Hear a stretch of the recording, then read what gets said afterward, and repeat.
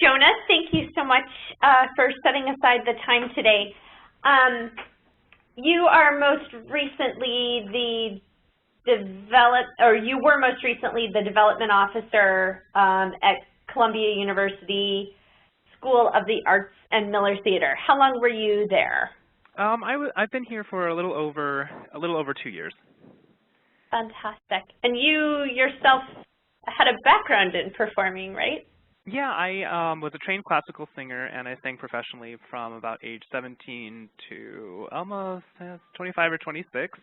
Had to have surgery on my vocal cords, and so then I switched to the administrative side, did booking work for a while, and then got into development, sort of just through freelance grant writing at first, and then more formally with some positions prior to Miller and Columbia. What voice part were you? Oh, I was lyric tenor. So a lot of Mozart, a lot of Handel, a lot of Rossini. That's wonderful. Did you ever sing at the theater that you then worked at? No, actually, I didn't. That would have been funny, though, although I have a lot of colleagues who did. So I was aware of the work that Miller Theater did, just from being in New York, of course, and then also from colleagues who sang here, particularly with the contemporary music series. And Miller is, from what I understand, the sort of contemporary composition is one of the foci. Yeah, I mean, if you were to think of it in three major pillars, there is early music, jazz, and contemporary. Okay. And not that old, right? No, It's like the late 80s? It started, we're going into, next season will be the 25th anniversary, but it's really been presenting a lot longer than when it was called Miller Theater. So it's been presenting music since really the 40s. I think there were some recordings on stage of Aaron Copland and some pretty major things when NBC Radio was working in collaboration. So I'd have to check the old history books, but it's been presenting music for a long time. It just was formally named Miller Theater in 1988. Okay. So there's, from New York theater goers, there's a memory of it before the late 80s. Oh, yeah. I work with some prospects and donors who knew it well before it was called Miller Theater, and some of them actually sometimes call it historical names by accident. So. Sure. But, I mean, that's great, actually, for donors, that there's, like, a longer memory and relationship and everything like that. Definitely.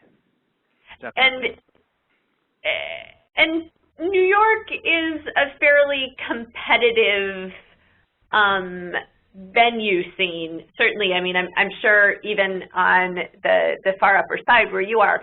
So when talking to donors, when talking to potential audience members, what sort of differentiates Miller from other venues, other music and performance locales?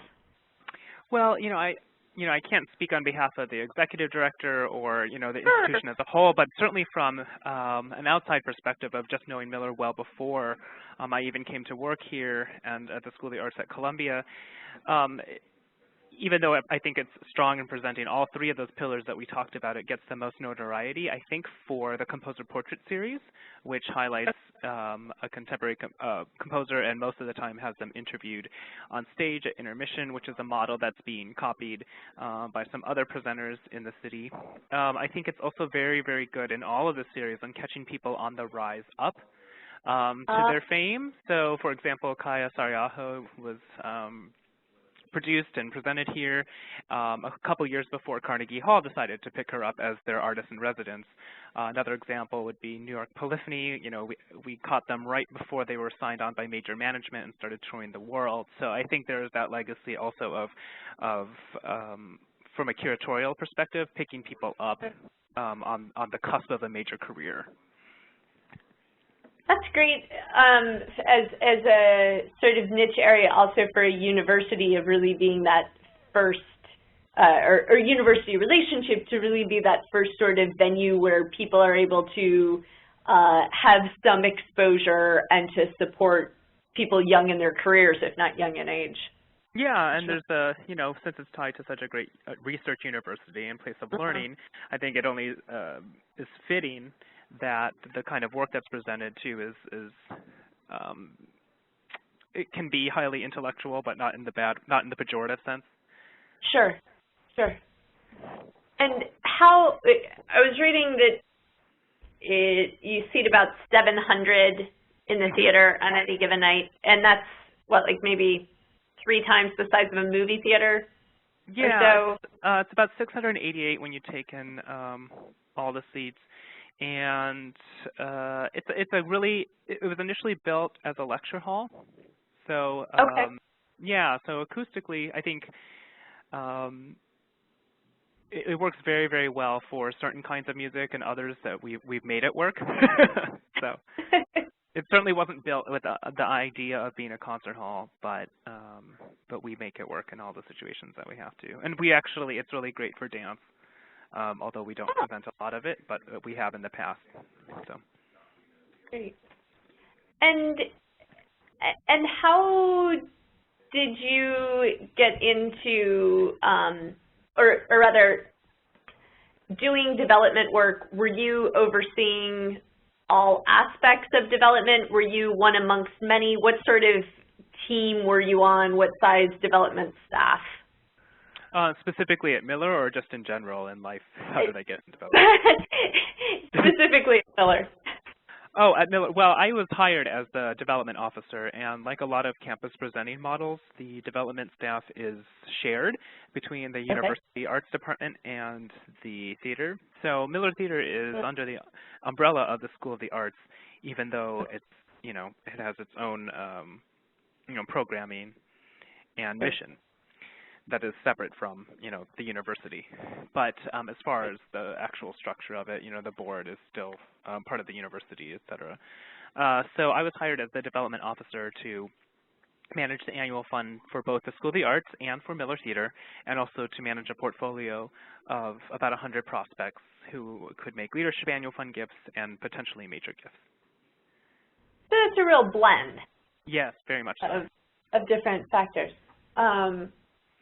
And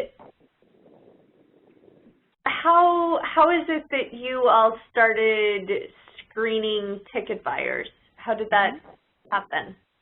Well, one of your former colleagues, Brian Chapman, had been hired on by the university as a whole to work, to take a really hard look at the university's data system.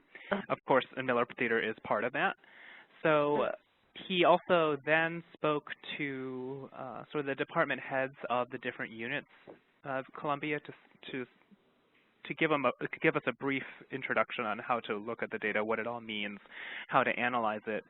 And when we spoke to Brian, he had offered, or he told us about other theaters that were using it in ways that we hadn't thought to use it, which was one of them was ticket screening, and offered us 1 year of sort of free use just to see if we thought it would be useful and to see if we wanted to continue it. And so that's when we started sort of dabbling in it, and then it just took off from there.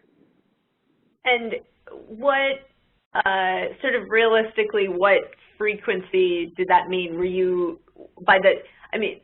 okay, take us back. So the first, sure. You started doing it probably with a batch, there was a lump sum, but then somehow you were trying to sort of do it in real time or something like that. Yeah, so the rhythm that we kind of fell into, it was hard, and we still talk about how to maximize it, because of course, Miller Theater, even though it's part of a big university, it has its own budget, and it can't exceed it. So we didn't want to just screen every name that was ever going to buy a ticket. So we fell into the rhythm of looking at the ticket data about a week before the performance, knowing that there's a lot of single ticket buyers out there who want to get it maybe just 48 hours in advance. But we had to put the line somewhere so that we had time to do the screening, and then also to map it back to any data that we had in-house, and then make a plan for certain individuals. So a week is where we found the sweet spot. Any less than that, and it can feel rushed. Any more than that, and we started losing a lot of people, because not everybody likes to buy subscriptions. And, that model is, most people are buying single tickets. Right. And so when you say matching it up to the university system, so you would like screen them through the wealth screening software and then see if any of the names came up in the university donor management system or something like that? Yeah, and so one thing, the way it works is on any given concert, let's say there's 400 ticket buyers. We'll do the screen, and then, or I'll do the screening, and then I'll see who the top maybe 25 are as far as just raw capacity, not any or anything. Then I'll go and check into the university's data system, which you can imagine is really large and quite extensive, and try to find maybe of those 25, which 5 have linkage to the university and the theater, which is not always the case, because a lot of these people are just interested in Miller Theater as a standalone institution, even though it's part of the university. Of course, the sweet spot is finding someone who has ties to both, or has historically been, a consistent giver to Miller Theater. So then we find those 5, and we look at those, look at their stories, and then I'll reach out to them by email, maybe 48 hours before a show, just thanking them for either being a long-term subscriber or donor or first-time ticket buyer, whatever label is appropriate, and say that I'll look for them at intermission or before the concert. So it's aggressive, I think, but it's not rude. And certainly if they're philanthropists, which of course the people who tend to rise to the top are, they know exactly what's going on. So then I will get their seat numbers from the ticket office, and before the concert or at intermission, introduce myself. And is it just a matter of introduction at that first point? Yes. Okay. It's usually a hello. I wanted to thank you in person, for being part of the Miller family for so long. And that's it. And then that gives me an opportunity then to follow up at 48 hours later, saying, how did you like the concert? Let's just get your thoughts on it. Can we go to coffee? And then that's how it starts. It always starts with coffee, right? It starts with coffee, exactly. Lunch if they've got a really high capacity, but so that's how it begins. And there are some situations where it's absolutely not my role to engage with them. Maybe they need someone higher up, but certainly at the annual fund or leadership annual fund level, it's appropriate for me to scout it out. And I've been given a lot of freedom to try this out, and I got a lot of ideas from other colleagues. My job prior to Miller Theater and Columbia was at Opera America, which is a service organization for the majority of opera companies in North America. So I would have, 130 different models I could look at. So I remember reaching out to certain people who I thought had pretty unique ideas and seeing how we can integrate this system. Because, of course, the seat visit model is not very new, but I think using data like this is somewhat new. Yeah. Did any of the initial introductions and coffees result in new good relationships, or did most of them sort of end at coffee? No, they are mostly all really great relationships, and I actually made a list because I wanted to make sure I could think about some of them when I talk to you. One of them is now at the stage of they're working with their advisors on a major gift because we have an anniversary next year. So this is someone who's now been cultivated for about a year and a half or 2 years. They're considering, a $25,000 gift. Though I'm not sure exactly what they're going to do, but it'll be probably around that level. We have some others who came up very high, and after a little bit more research, we realized they were really great planned giving prospects. So they have planned giving proposals on their tables. We have some that we met who are just very gregarious in the hall, and so they've been put on committees. And others are just, That's so smart. Yeah, some of them were just a handshake in the hall, and they maybe bumped up their annual fund a little bit. So, I mean, there's really a range of where the relationships went. I can honestly say no one was freaked out or put off by me showing up. That's great. I think, of course, that is a major fear, and rightfully so, and everyone's audience is going to be a little bit different. But either I've just locked out or the people I've met have been very friendly and not minded that or I you're stalking before and during the concert. Or you're wonderful. And well, they you know what? I'll take that. You put that in the interview. Yep. You keep that part. Before you figured out that, like, sending the email 48 hours before and finding their seat number and scouting them out at intermission was, like, the good rhythm, what were some of the things that didn't quite work that you tried in the first couple months? First couple of months, I tried actually for those people who had been longtime subscribers but maybe, and had high capacity but hadn't given a gift, I thought I could bring around like a board member or the executive director of the theater to really wow them with the personal service. And it didn't quite work because when you take someone at that level through the audience, they're going to be pulled aside by numerous people. Their attention's going to be fought for. And we don't have a patron lounge, which would be the very logical place to invite. Like, if we had a patron lounge, I would probably not be so on the ground. I would probably have them come to the patron lounge instead at intermission and have a controlled situation. But since we don't, I tried to bring the senior leadership to the person, and it just didn't work because inevitably another board member or someone from the press or someone wanting something from her, another staff member would try to grab her attention, and so we wouldn't get through all the seat visits. That's really interesting because in some ways it means that you actually then are just establishing the primary relationship because it made sense and there's not the need for that sort of like concierge high-level wow factor. Yeah, you know, I could move with more alacrity through the hall because I'm not as well known. I mean, I think that really was part of it. And and honestly, and looking back on it too, I think that my level of staff is actually probably more appropriate because even though these people have high capacity, none of these people were major gift donors before because obviously if they were, they would have already gotten special attention. This is really used for acquisition purposes. And how many people can you realistically get to in a performance? I move pretty quickly, and I can do about 5, I think. In one intermission, or is that between intermission and after before? It's with before and intermission. Our seats are very, we're roomy for a New York theater. So that has been, I have room to kind of, wiggle through the aisle. However, when we're off-site, I generally just don't try because some of the venues we use we pick for acoustic reasons, but the seats are really so close together, or they're dark, or they're churches, and I can't see. So there's some real logistics you just sort of figure out while you're doing it. But when we're in our home hall, I can move pretty quickly.